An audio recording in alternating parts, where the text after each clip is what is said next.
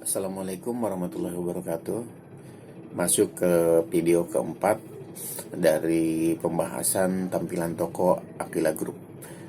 Yang pertama saya ulang lagi, kita ngebahas tentang toko itu adalah konser panggungmu. Terus yang kedua kita ngebahas tentang 80% penjualan itu dipengaruhi oleh display. Yang ketiga kemarin yang kita bahas yaitu tentang menjadikan toko kita toko andalan. Dan yang keempat yang kita akan bahas sekarang ini itu tentang toko itu adalah milik kita. Jadi kalau untuk pribadi kalian yang diamanahkan itu harus punya prinsip bahwa toko itu punya kita, toko itu punyaku gitu kan. Sebab kenapa? Karena toko yang saya buat itu kan itu pada intinya mungkin milik saya, tapi saya bikin itu sebagai cara cara cara supaya kalian bisa mendapatkan rezeki di dalamnya. Kalau sekarang bikin yang penting saya kerja, tokonya punya AA, terus nggak punya ide gitu kan, karena anggap itu tokonya toko AA gitu, itu salah. Saya pingin toko yang ada di Aquila Group itu semuanya kepala tokonya maupun asisten tokonya itu harus berprinsip bahwa toko itu punyaku. Nah, kenapa harus begitu? Sepenuhnya, saya suka bilang sepenuhnya bahwa baik dan buruknya toko itu tergantung dari pengelola, kepala dan asisten toko. Jadi benar-benar dibutuhkan ide, dibutuhkan pengetahuan supaya toko itu maju. Sementara saya sendiri, saya memonitor.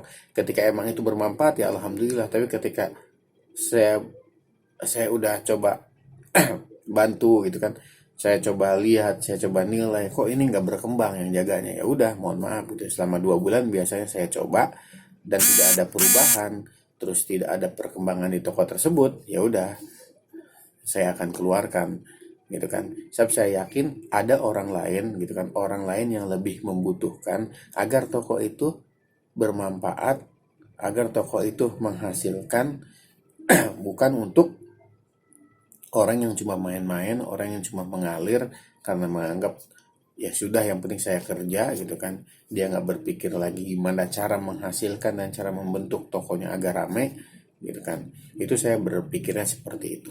Oke. Terus bagaimana supaya kita bisa mempunyai rasa gitu kan, kesadaran bahwa toko itu sebenarnya punyaku. Itu ada dua sebenarnya. Satu sih, tapi ditekankan itu kepada strategi. Nah, strategi sendiri itu ada dua. Jadi strategi diri dan strategi marketing. Oke. Saya coba bahas dulu di strategi diri ya. Strategi diri itu kan sebenarnya dimulainya itu dari potensi. Sebab kenapa? Dulu kita itu waktu kita kecil gitu kan, terus kita ngerangka, kita berdiri. Kenapa orang kok bisa berdiri? Itu kan dari proses. Nah, prosesnya itu dari proses mencoba. Ketika dia mencoba, latihan, lalu dia benar-benar bisa berdiri, bisa berjalan gitu kan, baru dia bisa bisa berjalan, bisa berlari. Nah, itu jadi kalau kita mau potensi kita keluar itu dengan cara mencoba. Jadi kalau misalnya toko kita nih gitu kan, banyak sekali orang yang nanyain produk A gitu kan, ya udah kita coba dulu, berikan ide itu ke bagian operasional, nanti operasional sampaikan ke saya, kalau sampaikan ke KKV. Nah, nanti coba kita pertimbangkan. Kita coba dulu misalnya, oke lah, kita beli barang itu misalnya 3. Kalau ternyata rame, ya udah kita lanjutkan. Seperti itu. Jadi jangan pernah ada yang nyari barang terus bilang nggak ada bu, gitu nggak ada. Padahal itu barang-barang tersebut deket-deket banget itu dengan produk yang selama ini kita jual. Kayak jenisnya. Nah, jadi kita mulai dari strategi diri itu seperti itu. Kita mencoba apapun yang membuat diri kita mengeluarkan potensi. Saya begini sih, hasil kita, terus percaya diri kita, itu dihasilkan dari sebuah potensi. Saya pernah pernah ada orang gitu, jadi dia sebenarnya cuma tukang ojek gitu. Coba saya tawarkan, mau nggak jual produk ini gitu. Terus dia bilang, saya nggak bisa gitu kan. Nggak, coba aja dulu, tapi saya nggak bisa. Nah ini udah bilang nih, udah nggak bisa. Ya udah gini aja, coba aja dulu nih, pegang dulu produknya gitu kan. Ntar kalau nggak laku ya udah balikin dulu aja ke saya. Kenapa, ini lagi penting nih, orang-orang lagi banyak gitu kan. Siapa tahu nanti pelanggannya ada yang nanyain, Mas bisa gitu. Oh ya udah deh, coba. Nah abis itu ternyata bener, 3 hari ketemu. Habis 3 hari ketemu, loh Mas, saya kok bisa ya gitu. Bisa apa? Bisa jual produknya. Bagus dong. Nah udah kalau gitu saya tambahin lagi. Ya udah deh, tambahin lagi deh. Tadinya cuma 3 saya kasih, terus jadi 6, ya kan. Nah dari potensi mencoba gitu kan, keluarlah tindakan.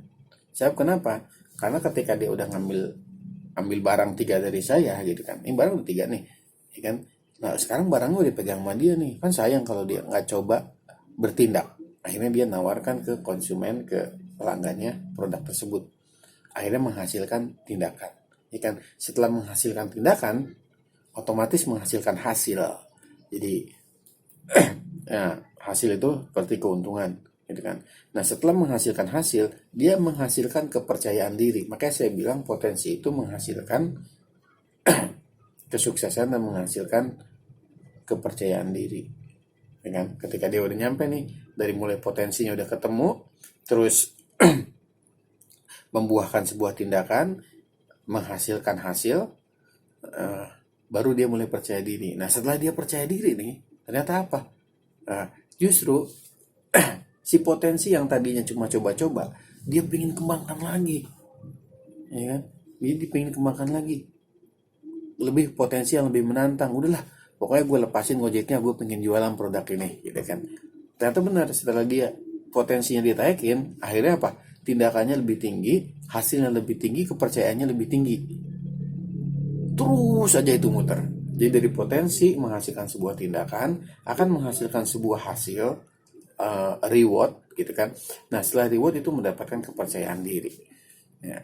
Nah maksud saya itu begitu. Jadi ketika kita mengolah potensi, mengolah ide dari toko gitu kan, itu akan menghasilkan sebuah tindakan, ya kan. Nanti tindakannya pasti akan berbuah hasil. Ketika udah berbuah hasil, buah ide yang disampaikan, ternyata loh iya ya, ternyata tokonya rame gitu. Itu akan menghasilkan kepercayaan diri, dan nanti kepercayaan diri itu akan menghasilkan dan menggali potensi-potensi lain. Percaya sama saya, ya kan. Jadi jangan udah kerja ya cuma kerja, kalau nggak disuruh sama saya ya sudah, yang penting saya dapat gaji, yang penting saya ikutin saran gitu kan. Semua peraturannya udah ada. Enggak, saya nggak mau gitu. Pokoknya saya pingin benar-benar di dalam hati kalian itu toko itu milik kalian. Saya hanya mau monitoring gitu kan.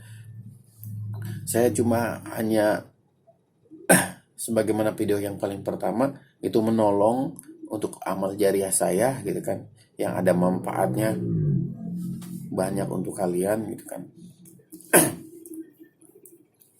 Seperti itu. Jadi ini harus diamalkan, ini harus benar-benar terus dicari potensinya sehingga menjadi toko-toko kalian, toko-toko yang benar-benar menjadi toko-toko yang membawa hasil untuk kalian juga, baik dari ilmunya, dari penghasilannya gitu kan, maupun dari manfaatnya. Jadi ide-ide itu saya tunggu, entah itu penjualan, entah itu lokasi gitu kan. Kalau lokasi ide ya harus dengan, cuma bukan lokasi dengan ide doang. Jadi harus survei dulu. Kalau emang ngerasa wah tempat ini nggak cocok nih, pindah ke sini aja. Saya kenapa ada tempat parkirnya lebih rame. Nah itu boleh gitu kan. Itu boleh. Kita usahakan supaya benar-benar membawa hasil dan kebaikan untuk kita semua. Kayaknya udah gitu aja ya.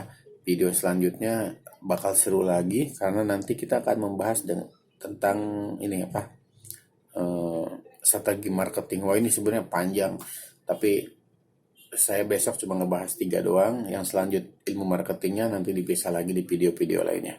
Oke, wabillahi taufiq wal hidayah. Wassalamualaikum warahmatullahi wabarakatuh.